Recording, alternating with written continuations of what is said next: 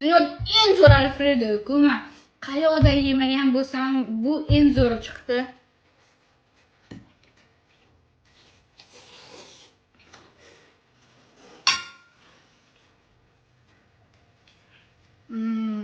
Qizlar, endi ko'chada Alfredoni yeb o'tirmaysizlar. Chunki bugun masala zo'r Alfredoni retseptini o'rgatib qo'yaman. Birinchi bo'lib bitta zubchik chesnokni ezib olamiz. Shampinyon ko'zi qorinlarni katta kichikka qarab 8 yoki 4 bo'lagiga bo'lib olamiz. Pastamiz uchun aynan parmezan sir kerak bo'ladi. Skоворodkamizga yog' solib hamma yog'iga tegizib olamiz. Xushbo'y chesnok mazasi kelishi uchun sizga yoqda bitta chesnok qovurib olib tashlaymiz. Tovuq filelarimizni shunaqa parri qilib kesib olib, tortgungacha yaxshilab qovurib, dimlagani 5 minutga ko'p qo'yamiz. Ustidan gribli solib, shunaqa yaxshilab qovuramiz. O'zimcha professional shefniki skоворodkalarni aylantirib qovurib tashlamoqchi edim, lekin kuchim yetmay ekan. Kechiringlar. Bo'ldi, tovuq bilan gribli pishdi.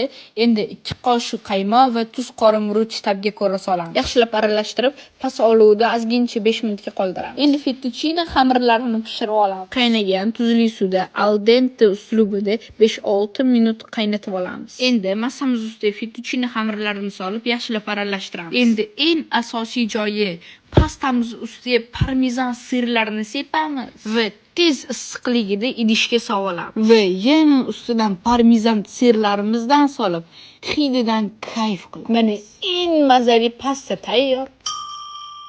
Endi buni nima qilish kerak? Faqat yeyish kerak. Shunaqa yedim sizlar. Bismillahirrohmanirrohim.